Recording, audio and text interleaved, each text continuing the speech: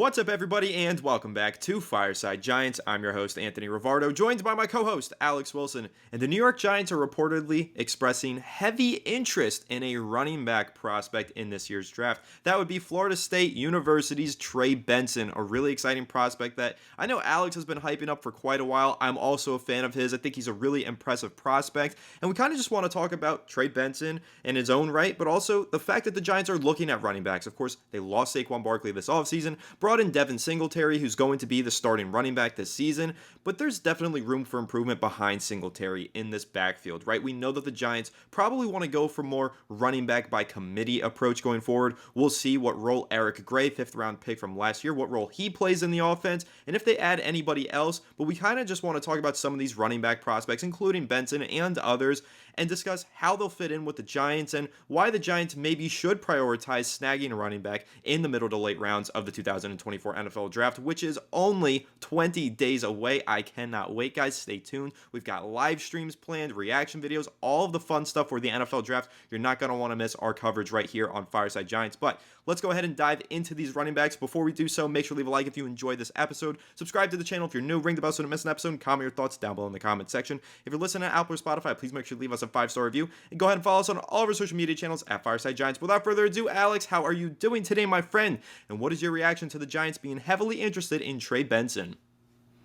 I'm doing great, man. There was an earthquake in New York today, so I hope everyone's safe and sound. It was crazy. I live in a building that has like 20 floors, and I swear to God, this building was bouncing. I was like bouncing my leg, and I was like, why is my desk shaking? And then I realized that I wasn't even touching my desk, and my whole desk was like moving. And I was like, okay, like I stopped shaking my leg. I'm like, holy crap, this has to be an earthquake, or the nuclear bomb has finally landed. I don't really know what the hell was going on, but I'm glad everyone seems to be safe and sound. It was I think a 5.4, 4.8, something like that.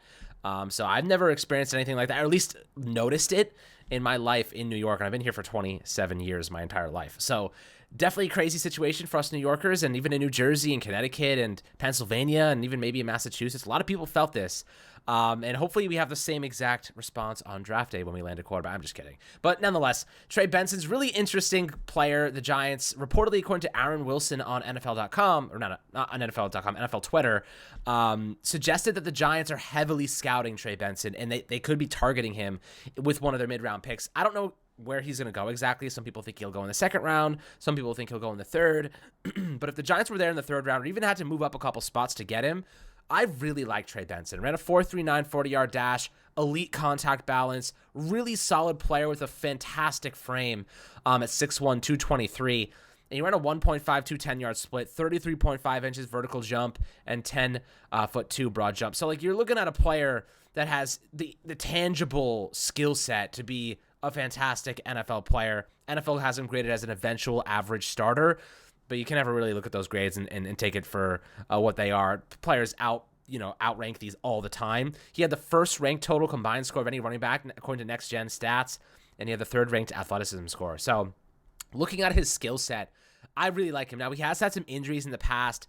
Had a right knee injury he suffered in practice back in 2020, played 10 games in 2021, mostly as a reserve. But since then, he's been really healthy. 2022, 23, this past both years, actually, second team all ACC running back, had 906 rushing yards last year with 14 touchdowns, and had 227 receiving yards with a touchdown as well. He had 3 drop passes. All of them came against Syracuse in the same game. So I'm not really concerned about the drop passes. It seemed like an anomaly. Every single game that he played, aside from the Syracuse one, didn't drop a single pass. He was fantastic. And his pass blocking grades, according to PFF, I'd have to look through the film, are pretty good too. So you're getting a player that has the size to help you in pass protection when called upon. That's an issue that Saquon Barkley has had a lot in the past. He's got the frame to be an NFL workhorse. And look, you look at what the Houston Texans did last year with Devin Singletary, who's our new running back now, who I really like, by the way. They had Dameon Pierce and Singletary kind of balancing that act, bouncing off each other, and they had a pretty solid running game with those two guys. And I think Devin Singletary and a young Trey Benson, rookie obviously at 21 years old, only 2 years of collegiate workload on his shoulders. He only had one game this past season with the 20 carries. He doesn't have that much workload. Like he's pretty much ready to go and should have a relatively long shelf life for a running back in context with that position. So 4.39 40-yard dash, guys. He's got legitimate fantastic speed. Now, the cons for him are pretty simple, and this is according to Lance Zierlein. Sometimes he's a little indecisive. He tries to look for the greener grass, looks for those big home run openings, and because of his elite contact balance and strength and physicality and speed, he might be better off just taking what the defense gives him and just churning out those extra yards. He always falls forward a yard or two. You love that for getting those first downs on short and, fourth and short, third and short situations. So you really like that about him. But I do like the fact that we brought in the running back coach from the New Orleans Saints, and he helped develop Alvin Kamara. And Alvin Kamara, as we know, elite contact balance, elite receiver from the running back position. He takes what defenses gives him. He will churn out extra yards. He is so good finding ways to manipulate his body to stay upright. Trey Benson has that same quality, has those same qualities. So I'd love to give, our new running backs coach who helped develop Kamara, Trey Benson, because they have those similar traits, and I love the upside there. What are your thoughts on Trey Benson in terms of how the Giants could utilize him? 1-2 punch with Singletary, you actually end up alleviating the concern of overworking your running backs. We leaned on Saquon so much last year, in the last 5 years, to get the job done for us. I think you can maintain the shelf life of running backs a lot easier if you have a 1-2 punch instead of just going all in on one guy, and they're going to get hurt. Like, they're going to get injured. Having two guys there, even if one guy gets hurt, you still have the other one who you trust and like a lot. So I do like that combination. Trey Benson and Devin Singletary, I'd be very excited about that running back duo. As would I. I think Trey Benson's a really exciting prospect. The number one stat that I love is 124 forced missed tackles over the final 2 seasons of his collegiate career. The guy is impossible to bring down. He's a tackle-breaking machine. And if you really turn on his film, I'm not trying to compare him as a prospect to Saquon Barkley. Saquon Barkley coming into the draft was like the perfect running back prospect. There's no doubt about that. There's a reason Dave Gettleman fell in love with him and took him with a number 2 overall pick. But the tackle-breaking ability is reminiscent of how Saquon was coming out of Penn State for Trey Benson. And I think that's something to be really excited about. So if the Giants were to bring in Trey Benson in the 3rd, 4th round, I expect him to play quite a bit. I know that Devin Singletary was signed to that 3-year contract, is the starting running back, but everything that we've seen the Giants do this offseason indicates they want to play with a committee in the backfield. So if you remember, they were trying to negotiate with A.J. Dillon for a little while before he ended up re-signing with the Green Bay Packers. That was one of the moments that indicated, hey, they don't want just one primary rusher. They want guys for situations and downs and yardages to have this committee. So I think that if you're looking at Trey Benson, kind of as you mentioned, Alex, this could start out as your 3rd down running back, the guy who in most passing situations or, going up against a nickel defense, this is who you want running the ball. He'll make all those cornerbacks miss, fall off his rushes and break a bunch of tackles that way, or catch some nice passes out of the backfield, gain some additional yardage. That's how Trey Benson can start out. But as you mentioned, there are different things that he needs to clean up in order to become an every down running back. But I think the ability is there. The speed is there. The size and physicality is definitely there. Trey Benson maybe doesn't step into the NFL day one as a workhorse back, but you could see the potential for him to become one. And he doesn't need to be, is the luxury of what the New York Giants are building in their backfield. He doesn't have to step in and be a bell cow. He doesn't need to be a workhorse back. We have Devin Singletary. So you can have these two playing in tandem. And then additionally, Eric Gray is available for you. I still don't know what the Giants' plans for Eric Gray are. That's kind of a whole different topic of conversation here because they drafted Eric Gray in the 5th round last year. I thought that they would get him on the field a good bit because they knew Saquon Barkley was going to be an impending free agent. They didn't play him much at all. Even when Barkley was hurt, we barely saw Eric Gray. They primarily used him on special teams. I'm confused by his usage this past season, and because he's small and because he was dealing with an injury, I have a feeling that the Giants are just kind of like, okay, we brought him in. He's probably a special teamer for us now. Let's go find someone better for our backfield. And that's why they're looking at guys like Trey Benson and maybe some other running backs in this class. And for what it's worth, this draft class for running backs has been criticized as not being a great one. There's nobody who's expected to go in the 1st round, maybe not even in the 2nd round, although likely at some point on in the 2nd round, and definitely by the end of day 2, there will be running backs off the board. But again, not a ton of top-heavy talent, but if you really dive into this class in those middle and later rounds, there is talent, and there are players who should be able to make an impact for an NFL team as early as their rookie season. Trey Benson being one of them. I'll throw out a couple other names. I think that Jalen Wright out of Tennessee is another very exciting prospect. Not as bulky, not as much of a tackle breaker as Trey Benson, but just as fast, if not faster. One cut back, hits a hole, gone. Love Jalen Wright, the game that he plays with and what he brings to the field. And then there's another player that we've talked about a few times on this channel, Alex, completely different style of running back, Audric Estime. Not as much long speed, a lot of power, downhill runner. Would kind of be the Brandon Jacobs in this equation if you wanted to equate it to what the Giants had over a decade ago with Ahmad Bradshaw and Brandon Jacobs. But I think that's the route that the Giants are going to go, Alex, and that's kind of where I want to pivot this conversation to and ask you how you think that this running back is going to play this upcoming season, or this running back backfield for the Giants is going to play, because Singletary, we know, is probably their first, second down back, their primary rusher, but it looks like they're interested in bringing in a rookie to be that third down back and maybe take over short yardage situations if they have some power to them. But then where does Erica Gray fit into the equation? I'm just curious what your thoughts are on how this running back room is going to look for the Giants, what you think they might be looking for in a draft pick, and where Erica Gray fits in with this seemingly crowded backfield by the end of the NFL draft. Yeah, I mean, look, this running back group for the Giants, I'm not personally the biggest fan of the other options aside from Singletary on this team right now, but I think regardless of that, this offense has to go in the direction of more of a passing offense, right? They need to become, and that's why they saved the money, by the way, on Saquon. They didn't want to give him $12, $13 million plus 24, 25, 26 million guaranteed over the course of that contract. They're paying Singletary less than half. There is tangible reasons to believe that this Giants offense is going to be more centered around the passing game. Now, obviously, we don't have that WR1, and if you ask Joe Shane right now, he probably says this is not the end of the Giants rebuilds this year, right? Even if we don't have that top gun this year in terms of WR1, if they say they go with the quarterback in the first round, they still have next year and the year after that and the year after that. Like there's time to build the roster. I mean, the Texans did it without a WR1 last year. Nico Collins, I would say, isn't a WR1. I'd say Stephon Diggs is their new WR1. I think Collins has the upside, but I wouldn't say he is as good as Devontae Adams or Garrett Wilson or this or that. He was their top option, but he is not one of the best receivers in the game. Same with Tank Dell. I see him as more of like a WR3 now behind Stephon Diggs and Nico Collins. So like they found the last piece and they're taking a shot in their window because they have the quarterback position. I think this year, we're going to talk about this in the next episode that will come out, I believe, on Saturday, about Wan'Dale Robinson. And I love Wan'Dale Robinson. So I think that there's a lot of talent. Jalen Hyde, of course, we haven't even discussed. And as the offensive line improves, we're going to see more shots downfield, and we're going to see more efficient opportunities downfield instead of just heaving it and praying.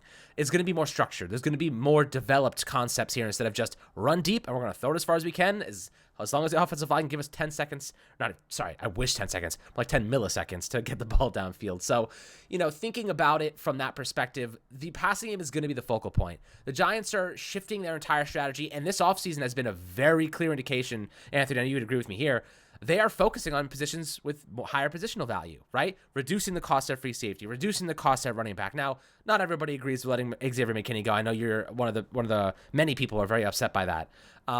But you see the path they've taken. They're like, we don't want the free safety, we don't want the running back. We're going to invest in the pass rusher, high positional value, yada yada yada. We get the strategy there. With that being said, we still don't have a free safety, or at least one that we're aware of. And we reduce the cost at running back. And Singletary, I really like him as a very solid player. He's not going to replicate exactly what Saquon did, but I wouldn't be surprised if he came pretty close, guys. I really don't. He had more yards after the contact than Saquon had last year, and he had more yards, designed runs that went 15-plus yards or more than Saquon did last year. Now, offensive line does make a big difference. Houston offensive line, by the way, was very injured and not very good. So, don't use that as, an example of, Houston's offensive line was significantly better. They lost, 6 starters last year, right? They were also torn to shreds. They were better than the Giants, absolutely. But they weren't. And also, you have to keep in mind, Singletary's workload was quite a lot less than Saquon's, I think, compared to what his workload is. I have to double check those numbers. But I think he'll be a really solid player for the Giants. He's not Saquon Barkley. He's not that explosive guy, but he has a high motor and he can break some tackles. He falls forward. He gets extra yards. I like Singletary at less than half the cost of Saquon.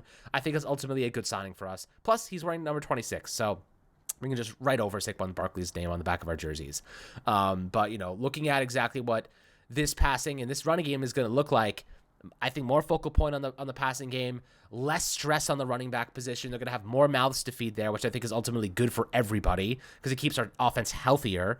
So I am excited about that, Anthony. But what are your thoughts here about the passing game? I think it's going to be more of a focal point. We really relied on Saquon to pick up a lot of the slack last year and every year since he's been drafted. I think it's time that we start to shift the focal point now towards passing the football a lot more efficiently.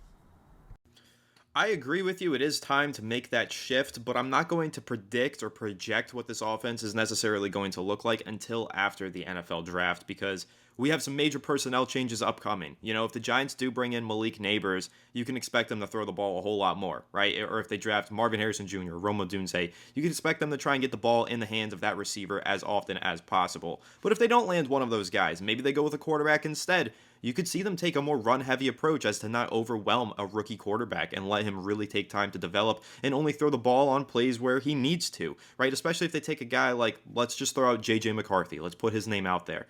Doesn't have a lot of experience leading a high-flying passing attack. That's the biggest negative that people bring up for McCarthy, was in many ways a game manager for Michigan, a really good one, but did manage a lot of games and wasn't necessarily a playmaker in his own right and handed the football off a lot, right? Those are the cons against McCarthy. If the Giants were to land him, you could probably expect that they're going to load up at running back and run the ball a lot more in 2024. But if they end up taking Jaden Daniels, they're probably going to drop him back and let him run and throw the ball with him and air it out since he throws such a great deep ball. So it's really tough to project what this offense is going to look like, what the scheme and what the playing style is going to be until we get those draft picks in. And not even just that first round pick, but how about the second, third round pick if they end up taking a running back in the third or if it's in the sixth. That kind of changes the way that this rushing attack is going to look as well. But I do agree with you in the sense that the Giants probably need to be a more pass-first team because they lost Saquon Barkley. They're going to have to rely on the quarterback more, although we know that that could spell trouble because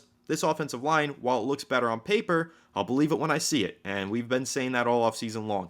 This offensive line should take a step forward this year. But we did say that last year. We thought Evan Neal would take a step forward. We thought some of these other younger guys would step into the starting lineup and hopefully play better. That didn't happen. We ended up signing Justin Pugh off the streets. Evan Neal looked like the worst offensive tackle in the NFL once again. So it's tough to project what this offense is going to look like, what the approach and game plan is going to be. But I am hopeful that they will be able to improve their passing attack because ultimately the Giants had the worst offense in the history of the NFL for like a 4-week period at some point last season. If you look at the entirety of the season, they ranked 30th or 29th in the NFL. For a long time, they were dead last. It was really tough to watch that offense play.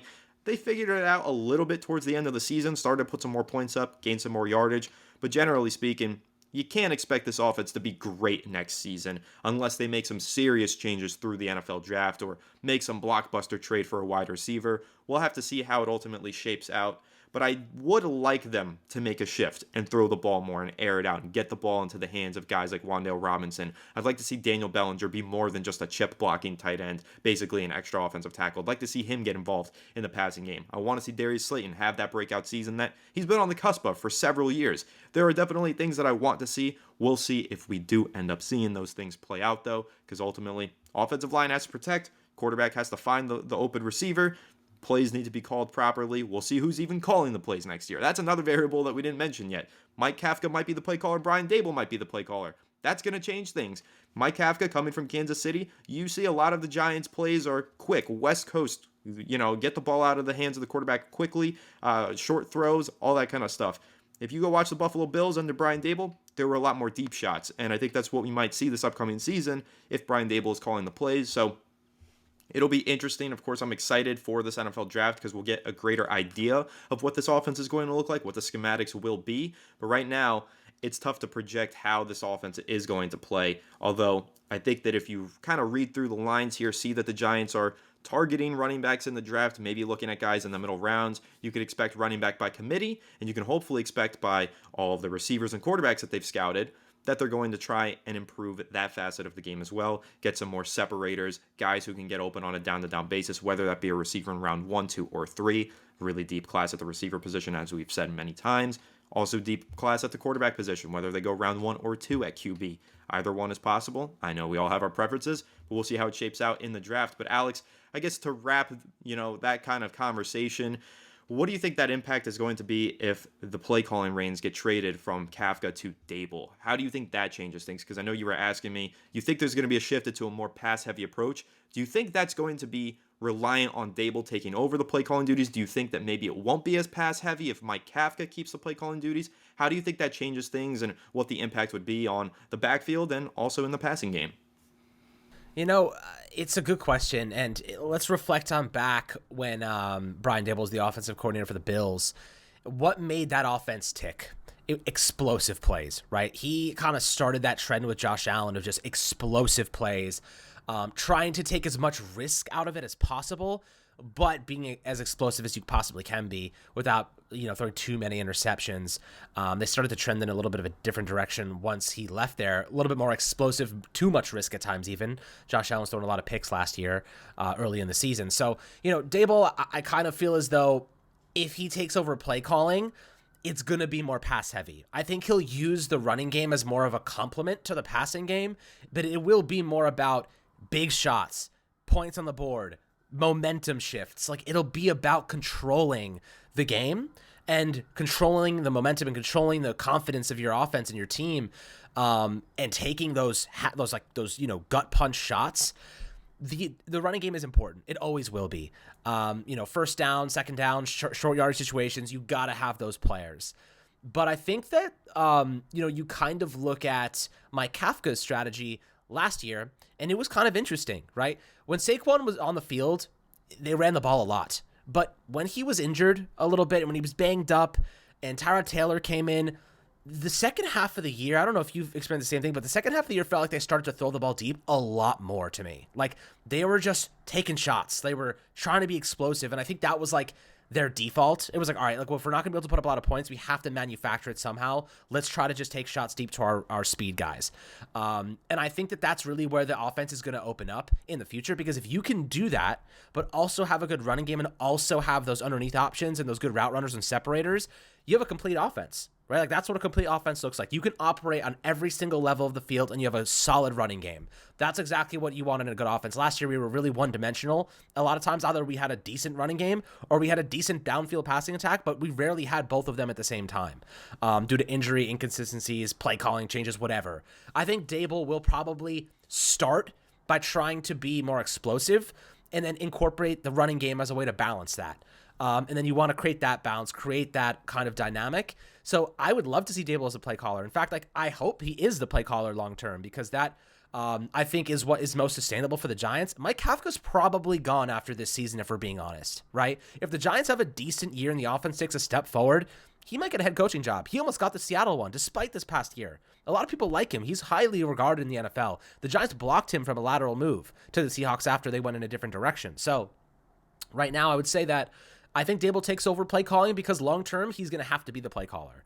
And I think long-term, Mike Kafka probably won't be here. So you might as well get started now and situating your offense and getting things rolling than prolonging the inevitable and just waiting.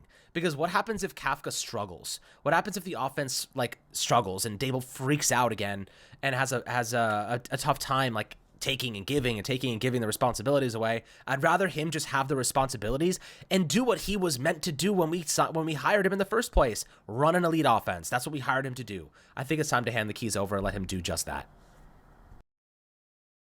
I'm in agreement with you, man. I know we've already done a discussion video on Brian Dable, the play caller, potentially, and kind of what that situation might look like, but I hope that we get some clarification on that soon. Maybe after the NFL draft, Brian Dable will shed some more insight on it in that press conference, or maybe we will have to wait until the summer at training camp. But I agree with you. I do think that it's time for Brian Dable to take over the play calling duties, especially considering the fact that Mike Kafka looks like he's trying to run at any chance he gets. He's running for every head coaching job that becomes available, and was even interviewing for potential offensive coordinator jobs, seemed ready to leave and go ahead and call plays for the Seattle Seahawks. That, to me, indicated that Dable probably is taking over the play calling duties. Ultimately, we shall see. Maybe they'll do some sort of negotiating, and Kafka will end up taking the reins once again, but we'll find that out soon enough, and we'll find out what this offense is going to look like, at least get a larger picture, more clear picture of it after this NFL draft. Again, can't wait. Super excited for it, guys. Stay tuned, because the live stream on the night of the draft is going to be so much fun. We finally nailed down what our 20K sub special is going to look like.